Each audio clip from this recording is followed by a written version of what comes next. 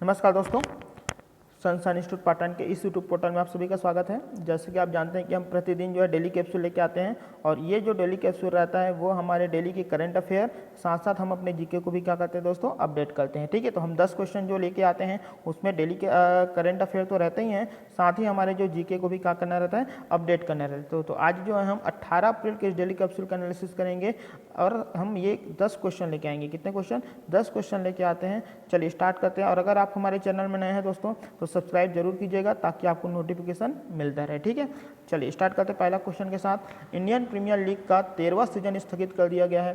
किस देश की क्रिकेट बोर्ड ने आईपीएल की मेजबानी का प्रस्ताव रखा है? अच्छा क्वेश्चन है दोस्तों। बात आया है आईपीएल जो कि मनोरंजन का क्या है, बाप है। मनोरंजन का क्या है, बाप है। तो दोस्तों कौन नंबर का सीजन होना था? 13वें नंबर का सीजन। कौन नंबर का? 13वें नंबर का सीजन होना था। और इसको क्या कर दिया दोस्तों, इसको जो है स्थगित कर दिया। तो दोस्तों कब तक के लिए स्थगित कर दिया है? इनको जो है अनिश्चितकालीन स्थगित कर दिया। कब तक दोस्तों?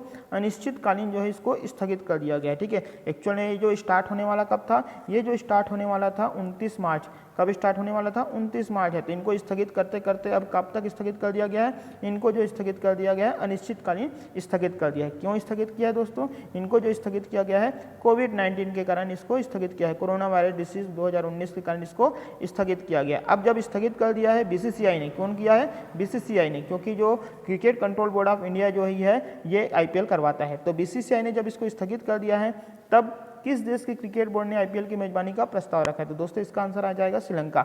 श्रीलंका क्रिकेट बोर्ड ने आईपीएल की मेजबानी का प्रस्ताव जो है बीसीसीआई के समक्ष रखा है। उन्होंने कहा है कि अगर इस माहौल में आईपीएल का आयोजन भारत में नहीं हो पाता तो श्रीलंका तैयार है कि श्रीलंका में आईपीएल हो सकता है। ठीक है, अब बात आई हुई है श्रीलंका का। तो श्रीलंका के बारे में हम देख लेते हैं कि श्रीलंका में जो सरकार है वो भाई भाई की सरकार है। किसकी सरकार है दोस्तों? भाई भाई की सरकार है। मैं क्यों इस कारण बोल रहा हूँ? क्योंकि जो श्रीलंका के जो राष्ट्रपति है, श्रीलंका के जो राष्ट्रपति है कौन है? गोताबायो राजपक्षे। गोता लगाता है वो, गोताबायो राजपक्षे। तो गोताबायो राजपक्षे जो है वो श्रीलंका के कौन है दोस्तों? राष्ट्रपति है। और साथ ही आपको पता होना चाहिए श्रीलंका के जो प्रधानमंत्री है वो कौन है?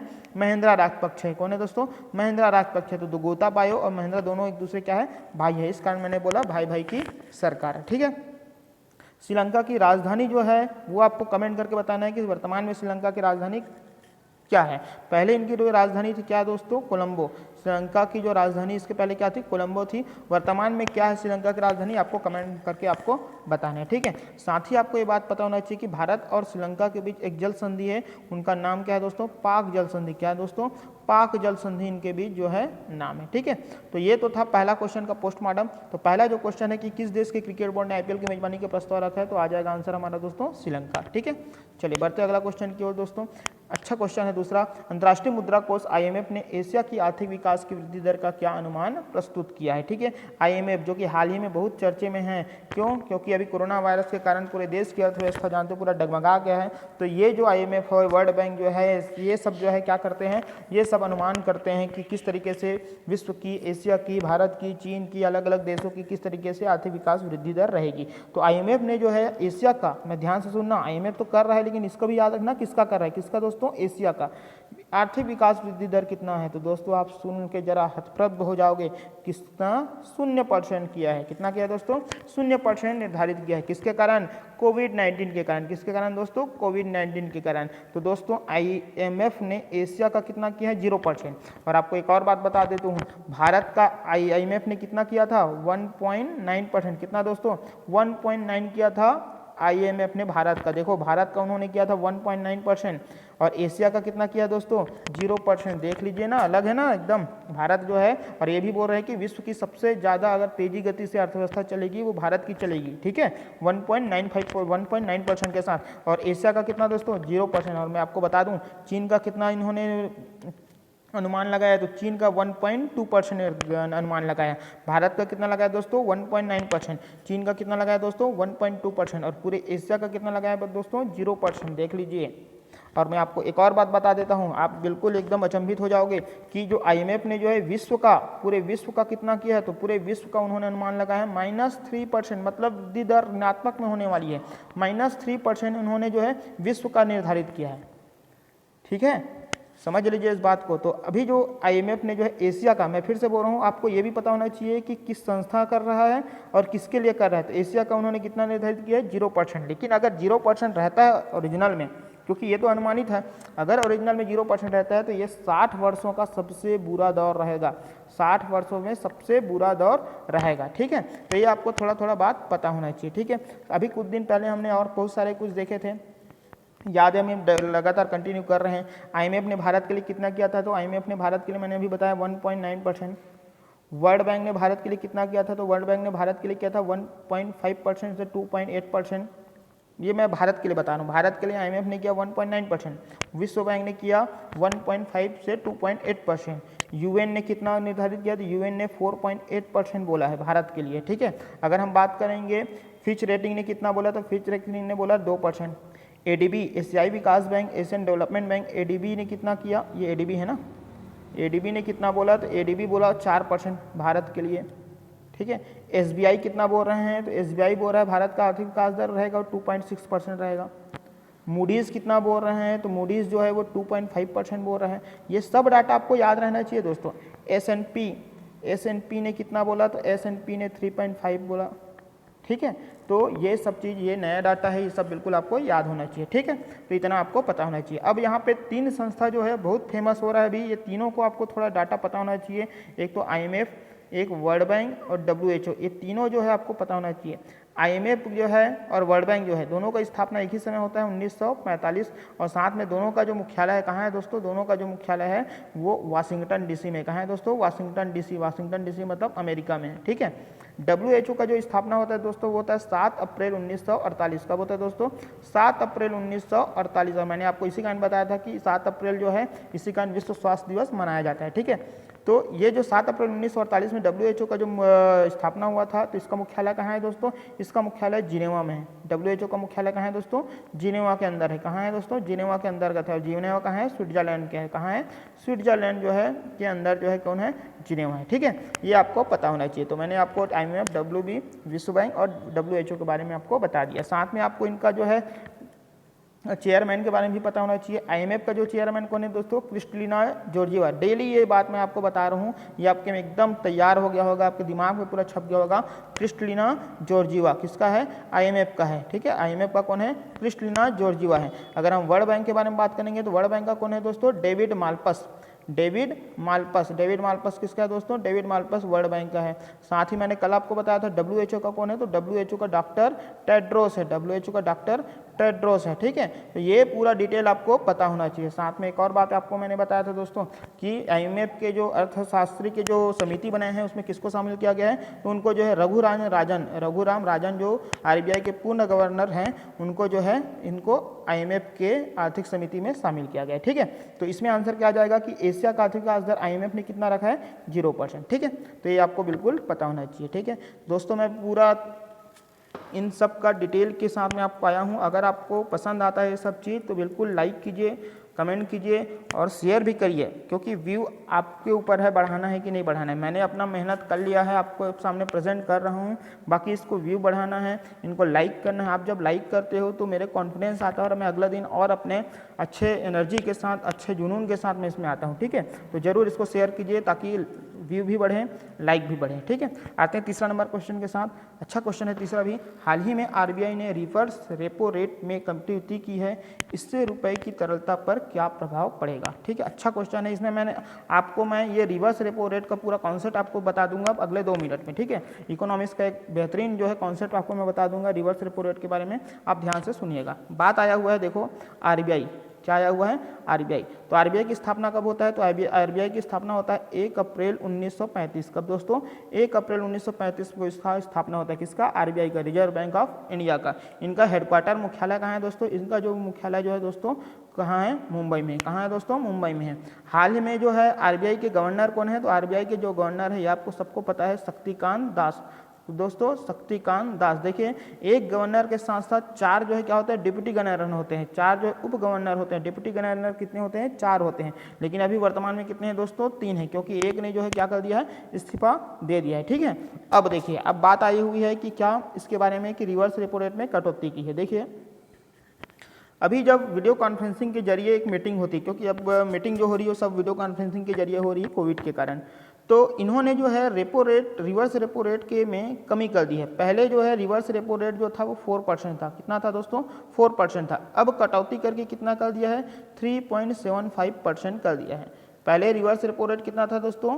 पहले रिवर्स रेपो रेट जो है वो था, रिवर्स रेपो रेट पहले था 4%, अब 3.75%। तो कितने परसेंट की कटौती कर दी ये आपको पता होना चाहिए, 0.25%, 54% की क्या कर दिया है? कटौती कर दी। ठीक है, ये आपको सबको पता है। अब प्रश्न वो ये पूछ रहा है कि इससे रुपए की तरलता पर क्या प्रभाव पड़ेगा। उसके लिए आपको कॉन्सेप्ट समझना पड़ेगा। क्या कॉन्सेप्ट समझना पड़ेगा? तो देखिए, मैं आपको अपने ऊपर मैं आपको एक उदाहरण देकर बताता हूँ। जैसे आप जानते हैं आपके पास पैसा बहुत है, आपके पास क्या है दोस्तों? पैसा है। अब पैसा को आप कहाँ पे जमा करते हैं? आप बैंक में जमा करते हैं, है ना। मैं आपको इंडिविजुअली आपके लिए बता रहा हूँ ना, कि आपका उदाहरण लेकर बता रहा हूँ कि आपके पास पैसा जब ज़्यादा होता है तो आप कहाँ जमा करते हो दोस्तों? बैंक में करते हो। अब लेकिन अगर बैंक अपना ब्याज दर कम कर देगा, अगर बैंक जो है अपना ब्याज देना कम कर देगा, बैंक जो है अपना ब्याज की दर में कमी कर देगी, तो आप क्या करोगे? आप बोलोगे सर मैं क्यों बैंक में जमा करूँ, अब मैं उसको जो है कुछ दूसरे चीज़ में क्या करूँ? इन्वेस्ट करता हूँ। ऐसा ही होता है। सेम वैसे ही क्या होता है कि जब बैंकों के पास एकदम अधिक नकदी हो जाता है, बैंकों के पास जब अधिक पैसा हो जाता है, तो वो आरबीआई के पास जमा करती है, क्योंकि बैंकों का बैंक कौन है दोस्तों? आरबीआई। तो केंद्रीय बैंक कौन है? आरबीआई। तो जब बैंकों के पास बहुत अधिक पैसा हो जाती है, जब नकदी हो जाती है, तो वो आरबीआई को जमा करती है। अब आरबीआई ने क्या कर दिया है? आरबीआई ने जो है अपना रिवर्स रेपो रेट को 4% से कम करके कितना कर दिया? 3.75% है। मतलब अब जो बैंक जमा करते थे आरबीआई के पास, अब आरबीआई उसके बदले जो 4% ब्याज देती थी उसको अब कम करके कितना कर दिया? 3.75%, 3.75% कर दिया है। अब इससे क्या होगा? अब जो बैंक वाले सोचेंगे यार कि हम क्यों अब आरबीआई के पास जमा करेंगे, अब हम इसको क्या करेंगे कि इस नकदी को, इस जो नकदी को अब हम इसको कहाँ पे इन्वेस्ट करेंगे? अब इसको बाजार में इन्वेस्ट करेंगे, हम मार्केट में लगाएंगे। अब चूंकि बाजार में इस पैसा लगाने से बैंकों के द्वारा अब आरबीआई में नहीं देंगे, क्यों? क्योंकि अब जो परसेंटेज कटौती हो गया है, अब वो आरबीआई में जमा नहीं करेंगे अपना पैसा, अब इस पैसे को कहाँ लगाएंगे? अब इसको जो है बाजार में लगाएंगे। चूंकि जब बाजार में लगाएंगे तो नकदी का प्रवाह बढ़ेगा। चूंकि नकदी का जब प्रवाह बढ़ता है उसको इकोनॉमिक्स के भाषा में बोलेगा तरलता बढ़ेगी। क्या बढ़ेगी दोस्तों? तरलता बढ़ेगी। इस कारण अब इस क्वेश्चन का जो आंसर आ जाएगा दोस्तों कि तरलता पर क्या प्रभाव होगा, तो तरलता बढ़ेगी। तो उम्मीद करता हूं दोस्तों कि आपको ये बात समझ में आया होगा। ठीक है, अगर आपको ये बात समझ में आया होगा तो जरूर लाइक कीजिए। पूरे इस जितने भी सेशन चल रहा है आज का 18 अप्रैल का, इसको जो है पूरे शेयर भी कीजिए। ठीक है, साथ में आपको एक दो चीज़ आपको पता होना चाहिए कि वर्तमान में आपको मैं डाटा बता देता हूं। वर्तमान में जो है रिवर्स रेपो रेट मैंने आपको अभी बताया, रिवर्स रेपो रेट कितना है? 3.75%, जो कि पहले कितना था? 4%। ठीक है, रेपो रेट की बात अगर बोलेगा तो रेपो रेट कितना है? 4.4% है, ये आपको पता है। रिवर्स रेपो रेट मैंने आपको बताया 3.75 है। कैश रिजर्व रेशियो कितना है दोस्तों? तो कैश रिजर्व रेशियो है वो 3% है। ठीक है, कैश रिजर्व रेशियो कितना है? 3% है। और आपको बोलेगा बैंक रेट कितना है, तो बैंक रेट जो है वो 4.65%। ये दोनों चारों जो मैंने आपको बताया डाटा, वो सभी डाटा जो है नया है, अपडेटेड है। क्या क्या बताया मैंने आपको? मैंने बताया था रेपो रेट बताया, रेपो रेट जो है वो 4.4% है। आपको मैंने अभी रिवर्स रेपो रेट बताया। ठीक है, रिवर्स रेपो रेट कितना बताया? पहले 4% था, अब घट के कितना हो गया? 3.75% है। यही हमारा क्वेश्चन है ना। और कैश रिजर्व आपको मैंने बताया, कैश रिजर्व रेशियो बताया, CRR जो है वो 3% है। और साथ ही बैंक रेट कितना है दोस्तों? 4.65% है। ठीक है, बहुत अच्छे तरीके से मैंने आपको इस चीज़ का बता दिया। अब इस क्वेश्चन का आंसर क्या आ जाएगा दोस्तों? तरलता बढ़ेगी। बढ़ते हैं अगला क्वेश्चन की ओर।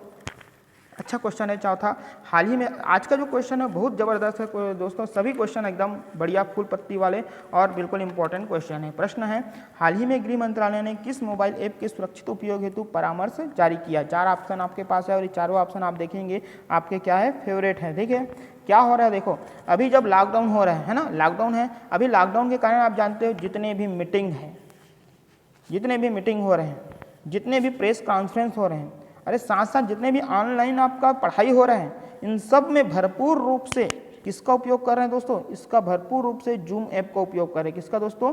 जूम ऐप का उपयोग कर रहे हैं भरपूर रूप से। क्यों? क्योंकि आपको जानते हो कि इनमें जो है बढ़ोतरी बहुत मात्रा में इनका इंस्टॉल करने के मामले में धड़ल्ले से अब जो है इंस्टॉल किया जा रहा है, डाउनलोड किया जा रहा है इस जूम ऐप को। ठीक है, अब गृह मंत्रालय ने क्या बोला है देखिए। गृह मंत्रालय मतलब आपको पता है गृह मंत्रालय किसके अंडर आता है? तो गृह मंत्रालय जो वर्तमान में जो गृह मंत्री कौन है? अमित शाह है। वर्तमान में कौन है दोस्तों? अमित शाह है। अब अमित शाह के जो मंत्रालय है गृह मंत्रालय, उन्होंने क्या बोला है? अब उन्होंने जूम ऐप के बारे में उनको ये बोला है कि ये जो है असुरक्षित है। क्या है दोस्तों? असुरक्षित है। क्या है? असुरक्षित है। ये जो जूम ऐप जो आप यूज़ कर रहे हैं वो असुरक्षित है। ठीक है, इसको क्या बोला जानते हो? इनको जो है गृह मंत्रालय ने जूम ऐप को बोला है चमकदार टाइम बम। क्या बोला दोस्तों?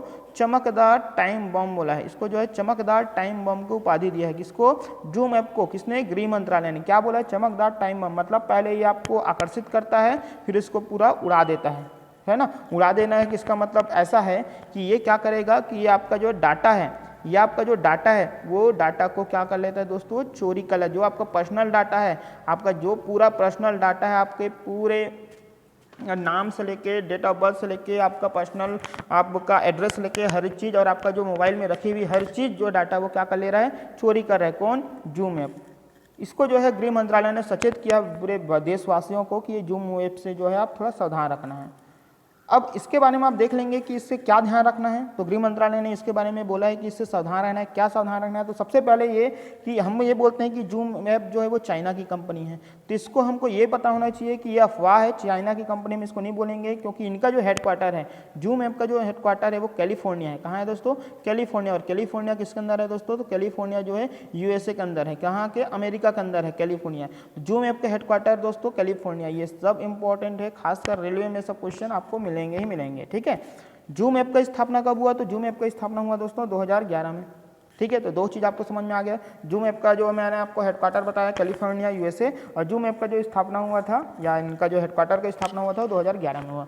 अब सावधानी क्या बरतनी है वो आपको देखना। सावधानी ये बरतनी है कि जब भी आप जूम ऐप का इस्तेमाल करें, तो जब भी आप इस्तेमाल करते हो जब तब नई आईडी और नया पासवर्ड के साथ इसका उपयोग करें। क्या बोला मैंने? जब आप जूम ऐप का उपयोग करें, जब आप जूम ऐप पर मीटिंग करें, तो हर टाइम नई आईडी और नया आप क्या करो? पासवर्ड लगाओ। और साथ ही दोस्तों, अगर जो भी मीटिंग होस्ट कर रहा है तो उसकी अनुमति लेकर ही नया सदस्य को आप उसमें ऐड करो। ये जो है गृह मंत्रालय ने एक आपको बोलना चाहिए सावधानी बरतने को कहा है। ठीक है, तो इस क्वेश्चन का आंसर क्या आ जाएगा दोस्तों? तो इस क्वेश्चन का आंसर आ जाएगा जूम ऐप। ठीक है, अच्छा क्वेश्चन है। बढ़ते हैं अगला क्वेश्चन की और 5वां नंबर है sportexx.com की रिपोर्ट के अनुसार एशिया में सर्वाधिक स्पोर्ट्स स्टार्टअप कहाँ है? ठीक है, देखेंगे आप ये जो बात आई हुई है इसमें स्पोर्ट स्टार्टअप। ठीक है, स्पोर्ट स्टार्टअप जो है सबसे ज़्यादा एशिया में कहाँ है दोस्तों? तो इसका आंसर आ जाएगा भारत। और साथ में आपको ये भी बता देता हूँ, ये भारत जो है एशिया में ही नहीं पूरे विश्व में जो है ये सर्वाधिक स्पोर्ट्स स्टार्टअप वाला देश है। स्टार्टअप मतलब स्पोर्ट्स में क्या लगाना है दोस्तों? उद्योग लगाना है। स्पोर्ट में क्या लगाना है? स्पोर्ट्स के क्षेत्र में क्या लगाना है? उद्योग लगाना है। स्पोर्ट स्टार्टअप है। तो भारत जो है पूरे विश्व के, एशिया तो है, साथ ही पूरा विश्व में जो है वो क्या है? टॉप पर है। ठीक है, सेकंड नंबर पे याद रखना दोस्तों, पहले नंबर पे कौन है? भारत है। सेकंड नंबर पे है इजराइल। सेकंड पे कौन है दोस्तों? इजराइल। और थर्ड नंबर पे आपको याद होना चाहिए चाइना। थर्ड में कौन है दोस्तों? चीन है। फर्स्ट नंबर पे कौन है बोला मैंने? भारत। भारत जो है 41.1% के साथ, भारत जो है 41.1% के साथ भारत टॉप पर है। और चाइना जो है 11.2% के साथ क्या है दोस्तों? तीसरे नंबर पे। इजराइल जो है वो दूसरे नंबर पे। ये आपको पता होना चाहिए। मतलब स्पोर्ट्स के क्षेत्र में उद्योग अगर कोई यहाँ लगता है, चाहे एशिया की बात करो चाहे विश्व की बात करो, वो भारत है। ठीक है, ये आपको पता होना चाहिए। अगर आपको शहर पूछेगा कि स्पोर्ट स्टार्टअप शहर पूरे विश्व में कौन है, तो पूरे विश्व में दोस्तों तो पहला नंबर पे है बेंगलुरु। कौन है दोस्तों? बेंगलुरु। बेंगलुरु जो है वो पहले नंबर पे। और आपको ये भी बात बता दूं दोस्तों, टॉप 5 में 4 जो है तो हमारे भारत के हैं। टॉप 5 में जो 4 हैं वो भारत में ही हैं। पहला बेंगलुरु, दूसरा सिंगापुर। ये तो बात हुई किसकी? ये तो बात हुई पूरा टॉप 5 में। लेकिन अगर मैं बोलूँगा कि 4 कौन कौन से है, तो मैंने आपको तो बता दिया बेंगलुरु तो है ही। ठीक है, बेंगलुरु तो है ही, साथ है उसके बाद मुंबई। तीसरा जो है दिल्ली, और चौथा जो है चेन्नई। ठीक है, ये चारों शहर जो है टॉप 5 में है। पहला बेंगलुरु, मुंबई, दिल्ली और चेन्नई। ठीक, ये आपको थोड़ा थोड़ा बात पता होना चाहिए। साथ ही जब वर्ड बेंगलुरु आया है तो बेंगलुरु के बारे में भी आपको पता होगा कि बेंगलुरु जो है ये भारत की हार्डवेयर सिटी है, भारत की सॉफ्टवेयर सिटी है, भारत की सिलिकॉन वैली शहर है। ये बेंगलुरु की खासियत है। ठीक है, और साथ ही आपको पता है दोस्तों बेंगलुरु में क्या है? बेंगलुरु में इसरो का मुख्यालय है, हमारे स्पेस सेंटर का मुख्यालय है। कहाँ में? बेंगलुरु में है। ठीक है, तो ये आपका क्वेश्चन था। तो इस क्वेश्चन का आंसर आ जाएगा क्या दोस्तों? भारत। ठीक है, बढ़ते हैं अगला क्वेश्चन की ओर, 6वां नंबर पे। केंद्र सरकार के खुदरा दुकानों की श्रृंखला सुरक्षा स्टोर में हर राज्य में एक बड़ी कंपनी निर्धारित की है। छत्तीसगढ़ में किस कंपनी को यह जिम्मेदारी दी गई? मैंने कल ही आपको एक क्वेश्चन करवाया था दोस्तों कि एक खुदरा कंपनियों की 20 लाख खुदरा कंपनियों की केंद्र सरकार जो है लाना चाहती है, उसका नाम मैंने आपको कल ही के डेली कैप्सूल में बताया था, क्या नाम से? सुरक्षा स्टोर के नाम से। अब हर राज्यों में ये सुरक्षा स्टोर खोलना है, और सुरक्षा स्टोर खोलना है तो अब कि हर कंपनी को क्या दिया जाएगा? एक जिम्मेदारी दी गई है कि वो वहाँ के जो है लोकल दुकानदार को क्या करे? ट्रेनिंग करे। इस प्रकार अलग अलग राज्यों में अलग अलग कंपनी को दी गई। तो दोस्तों छत्तीसगढ़ में दिया गया हिंदुस्तान यूनिलीवर को। किसको दिया गया दोस्तों? छत्तीसगढ़ में हिंदुस्तान यूनिलीवर को दिया गया है कि वो जो है यहाँ पे क्या करें? यहाँ पे जो है वो सुरक्षा स्टोर में, या यहाँ पे आप किराने की दुकान से लेके हर चीज़ आवश्यक चीज़ है उसमें यहाँ के लोकल दुकान को क्या करे? वो ट्रेनिंग करे और यहाँ पे माल सप्लाई करे। ठीक है, तो छत्तीसगढ़ में हिंदुस्तान यूनिलीवर को, अगर हम बात करेंगे पीएनजी है ना, पीएनजी का full form Procter and Gamble. PNG जो है वो एमपी वाले को दिया गया है। एमपी में किसको दिया गया दोस्तों? पीएनजी को। महाराष्ट्र में किसको दिया गया? तो महाराष्ट्र में गोदरेज को दिया गया है ना। तो याद रखना, छत्तीसगढ़ में हिंदुस्तान लीवर, पीएनजी मध्य प्रदेश, और साथ ही गोदरेज का किसका दोस्तों? गोदरेज का जो है वो महाराष्ट्र में दिया गया। ठीक है, तो ये आपको तीनों चीज़ आपको पता होना चाहिए। ठीक है, चलिए बढ़ते हैं अगला क्वेश्चन की ओर, 7वां नंबर। द एथिक्स ऑफ वेदांत पुस्तक के लेखक कौन है? द एथिक्स ऑफ वेदांत पुस्तक के लेखक कौन है? तो दोस्तों इसका आंसर जो आ जाएगा वो डॉक्टर सर्वपल्ली राधाकृष्णन। अब आपका क्वेश्चन हो सकता है सर ये करेंट का कैसे क्वेश्चन हुआ? तो करेंट का क्वेश्चन मैं आपको बता रहा हूँ, इस कारण मैंने बोला क्योंकि डॉक्टर सर्वपल्ली राधाकृष्णन का जो निधन हुआ था वो हुआ था 17 अप्रैल को। 17 अप्रैल को डॉक्टर राधाकृष्णन का निधन हुआ था। तो कल हमने 17 अप्रैल को डॉक्टर सर्वपल्ली राधाकृष्णन का हमने क्या बनाए थे? हम इनका जो है पुण्यतिथि मनाए थे। और इनका जो लेखक जो इनका बुक जो है उनका नाम क्या है? The ethics of Vedant. Ethics मतलब क्या होता है? एथिक्स मतलब होता है नीति, क्या ना, क्या सही है क्या गलत, नीति। द एथिक्स ऑफ वेदांत है। ठीक है, आप चूंकि सर्वपल्ली राधाकृष्णन जी आ गए हैं तो इनके बारे में आपको पता होगा कि इनका जो है जन्म जो होता है वो कब होता है? 5 सितंबर को होता है। क्या होता है दोस्तों? 5 सितंबर होता है। और इसी कारण जो है 5 सितंबर को हम क्या मनाते हैं? शिक्षा दिवस मनाते हैं। क्या मनाते हैं दोस्तों? शिक्षा दिवस मनाते हैं। और इनकी जो है मृत्यु कब होती है? तो इनकी मृत्यु 17 अप्रैल को होती है। ठीक है, अगर हम बात करेंगे सर्वपल्ली राधाकृष्णन के बारे में कि ये भारत के पहले जो है क्या है? भारत के पहले उपराष्ट्रपति। भारत के पहले क्या है दोस्तों? पहले उपराष्ट्रपति है, जिनका कार्यकाल दोस्तों 10 साल तक रहा है। इनका जो कार्यकाल रहा है 1952 से लेके 1962 तक रहा है। कहाँ तक रहा है दोस्तों? 1952 से 1962 तक रहा है। ठीक है, और जो डॉक्टर राजेंद्र प्रसाद है उसी समय क्या थे? ये राष्ट्रपति थे। जब सर्वपल्ली राधाकृष्णन जो उपराष्ट्रपति थे तब डॉक्टर राजेंद्र प्रसाद क्या थे दोस्तों? राष्ट्रपति थे। ठीक है, अब डॉक्टर सर्वपल्ली राधाकृष्णन 1952 से 62 तक तो उपराष्ट्रपति थे, साथ ही आपको पता होना चाहिए 1962 से 1967 तक ये भारत के राष्ट्रपति भी थे। तो देख सकते हैं आप 15 साल तक वो भारत के योगदान दिए, भारत में योगदान दिए। इनका एक अधिक योगदान रहा है। 1952 से 1962 तक ये उपराष्ट्रपति पद को सुशोभित किए, फिर 1962 से 67 तक वो राष्ट्रपति पद में कार्यरत रहे। ठीक है, अब इनके बारे में खास बात भी याद रखना कि जब से जो है भारत रत्न देने की शुरुआत हुई 1954 में, तो 3 लोगों को जो है भारत रत्न पुरस्कार मिला। उनमें से एक कौन है दोस्तों? सर्वपल्ली राधाकृष्णन जी जो है उनको 1954 में भारत रत्न पुरस्कार प्राप्त हुआ। ठीक है, ये आपको पता होना चाहिए। एक बात और याद रखना दोस्तों, बहुत से लोग ये बोलते हैं कि भारत के पहले जो है बोलना चाहिए शिक्षा मंत्री सर्वपल्ली राधाकृष्णन थे। बिल्कुल ही गलत है। भारत के जो पहले शिक्षा मंत्री कौन थे? मौलाना अबुल कलाम आज़ाद थे। मौलाना अबुल कलाम आज़ाद थे। तो आप बिल्कुल ये नहीं बोलना कि भारत के पहले शिक्षा मंत्री सर्वपल्ली राधाकृष्णन है। सर्वपल्ली राधाकृष्णन तो भारत के पहले उपराष्ट्रपति थे। ठीक है, चलिए बढ़ते हैं आगे। यहाँ पे आया हुआ है राजा राम मोहन राय। तो राजा राम मोहन राय जो थे क्या थे? वो ब्रह्म समाज के संस्थापक थे, है ना। भारत में बोलना चाहिए पत्रकारिता के ये जनक थे। ठीक है, स्वामी दयानंद सरस्वती जो है वो आर्य समाज के संस्थापक थे। किसके दोस्तों? आर्य समाज के संस्थापक थे। उन्होंने क्या बोला था? इन्होंने बोला था वेदों की ओर लौटो। इन्होंने क्या बोला था दोस्तों? स्वामी दयानंद सरस्वती ने वेदों की ओर लौटो बोला था। और उन्होंने वेदों में ये बोला था कि वेदों में जो है महिलाओं के प्रति कोई कुरीतियाँ नहीं लिखी हुई है, इस कारण आप वेदों की ओर लौटो। कोई उसमें सती प्रथा नहीं लिखी हुई है, कोई उसमें बाल विवाह प्रथा का बात नहीं किया है, इस कारण उन्होंने बोले थे कि वेदों की ओर लौटो बोले थे। और आपको मैंने डॉक्टर राजेंद्र प्रसाद के बारे में आपको बता ही दिया कि ये भारत के पहले क्या थे? राष्ट्रपति थे। इनकी रचना आप याद रखना दोस्तों, इनकी जो रचना है वो इंडिया डिवाइडेड। क्या है दोस्तों? इंडिया डिवाइडेड जो है डॉक्टर राजेंद्र प्रसाद की रचना है। ठीक है, चलिए बढ़ते हैं अगला क्वेश्चन की ओर। 8वां नंबर क्वेश्चन है, अच्छा क्वेश्चन आपको दिख रहा है, गर्व से आप फूले नहीं समाओगे 8वां नंबर क्वेश्चन में। 8वां नंबर क्वेश्चन है, हाल ही में मलेरिया रोधी दवा हाइड्रोक्सीक्लोरोक्विन सुर्खियों में रही है, इस दवा का शीर्ष उत्पादक देश है। तो दोस्तों ये जो है हमारा विश्व गुरु कौन, भारत जो है विश्व गुरु, ये जो है इस दवा के क्या है शीर्ष उत्पादक जो है देश है। बात आई है दोस्तों हाइड्रोक्सीक्लोरोक्विन। देखिए ये जो दवाई है, ये दवाई जो है किसके लिए उपयोग होता है दोस्तों, ये जो है मलेरिया रोधी है, मलेरिया के में इसमें काम आता है, लेकिन साथ साथ दोस्तों ये जो है रोग प्रतिरोधी क्षमता भी बढ़ाता है। क्या दोस्तों, रोग प्रतिरोधी क्षमता को भी बढ़ाता है, तो इसके लिए भी ये काम आता है। ठीक है, मलेरिया के लिए है ही, साथ ही ये रोग प्रतिरोधी क्षमता को भी बढ़ाता है। साथ में दोस्तों ये जो हाइड्रोक्सीक्लोरोक्विन है, ये भी जो है गठिया के रोग में भी ये इलाज में लेते हैं, किसमें, गठिया के रोग में भी इलाज में इसको लेते हैं। अब देखिए क्यों ये बहुत अभी प्रसिद्ध है, प्रसिद्ध इस कारण है दोस्तों क्योंकि कोविड-19 के कारण अमेरिका ने भारत से इस हाइड्रोक्सीक्लोरोक्विन का मांग किया था, और अभी खबर बहुत चल रही थी कि जब भारत ने देने से मना किया तो अमेरिका के जो राष्ट्रपति डोनाल्ड ट्रंप, उन्होंने धमकी दी है भारत को। देखिए दोस्तों हुआ क्या है कि भारत ने जो है राष्ट्रहित को सर्वोपरि रखते हुए पहले तो उन्होंने निर्यात को क्या कर दिया था, प्रतिबंध लगा दिया था कि अभी हमको जो है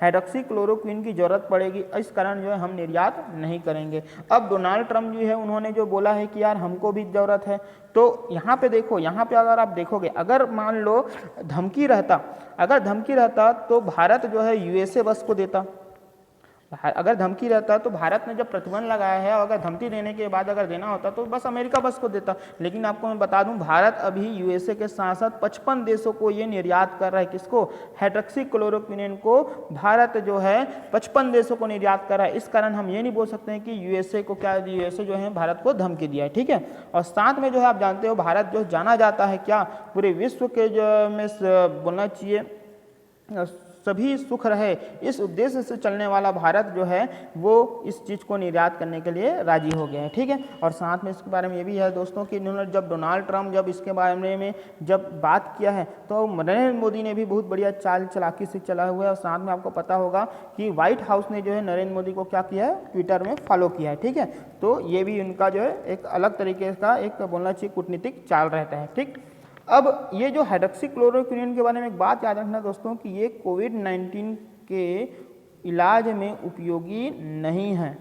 ये सबसे पहली बात आपको बता देते हैं कि कोविड-19 के इलाज में उपयोगी नहीं है। तो बोलोगे सर इसको उपयोग क्यों कर रहे हैं, अरे इनका उपयोग तो रोग प्रतिरोधी क्षमता को बढ़ाने के लिए कर रहे हैं, किसके में, रोग प्रतिरोधी क्षमता को बढ़ाने के लिए इसका इलाज, इसका जो है उपयोग कर रहे हैं। ठीक है, अभी कोई टीका वैक्सीन बना ही नहीं है दोस्तों, तो इस कारण हम ये नहीं बोलते कि हाइड्रोक्सीक्लोरोक्विन के जो है कोविड-19 के इलाज में उपयोग हो रहा है, बिल्कुल नहीं। इनका जो उपयोग किया जा रहा है, या अमेरिका इनको क्यों मंगा रहे हैं या बाकी देश को मंगा रहे हैं, क्योंकि इससे जो रोग प्रतिरोधी जो क्षमता है वो बढ़ता है। और आपको मैंने कल का न्यूज़ में आपको बताया था कि छत्तीसगढ़ में जो है, आज के भी न्यूज़ में आपको देखा होगा कि छत्तीसगढ़ में जो है हाइड्रोक्सीक्लोरोक्विन की खेप जो है वो भारत छत्तीसगढ़ पहुंच चुकी है। ठीक है, अब मैं आपको बता देता हूं कि जो भारत है वो पूरे विश्व का 70% ये हाइड्रोक्सीक्लोरोक्विन जो है वो उत्पादित करता है, और साथ ही 70% जो है निर्यात करता है। देख लो 100% में 70% अकेले भारत जो है उत्पादन करता है और निर्यात करता है भारत। इस कारण जो है बहुत महत्वपूर्ण हो जाता है, और सभी देश जो है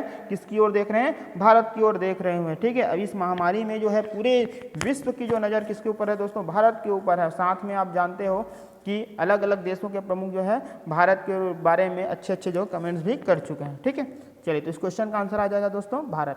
बढ़ते अगले क्वेश्चन की ओर। 9वां नंबर क्वेश्चन, हाल ही में राष्ट्रीय खरीफ फसल सम्मेलन में वर्तमान वित्त वर्ष के लिए कितने खाद्यान्न का लक्ष्य निर्धारित किया है। ठीक है, तो देखो इसमें दोस्तों क्या है, अच्छा क्वेश्चन, इसमें मैं आपको बता देता हूँ। इसका जो आंसर आ जाएगा 298 मिलियन टन। कितना दोस्तों, 298 मिलियन टन जो है खरीफ वर्ष 2020-21 के लिए निर्धारित किया गया है। ठीक है, बात आया हुआ है दोस्तों यहाँ पे देखिए मिलियन टन है, मतलब मिलियन टन का मतलब समझ रहे ना, मिलियन टन का मतलब भी आपको समझ में आना चाहिए। मिलियन टन 10 की घात 6 को बोलते हैं मिलियन दोस्तों, 10 की घात 6, 10 की घात 6 है ना, 10 लाख, ये आपको मिलियन टन है। अब जो कोविड-19 के कारण खाद्यान्न फसल के बारे में एक वीडियो कॉन्फ्रेंसिंग में मीटिंग हुई, जिसकी अध्यक्षता कौन की है? जिनकी अध्यक्षता जो है नरेंद्र सिंह तोमर की। किसने की है दोस्तों? नरेंद्र सिंह तोमर की। तो आपको कमेंट करके बताना है दोस्तों, नरेंद्र सिंह तोमर वर्तमान में कौन सा मंत्रालय में मंत्री है। ठीक है, नरेंद्र सिंह तोमर जो है कौन सा मंत्री है, ये आपको कमेंट करके बताना है। देखिए दोस्तों, जो खरीफ फसल जो होती है,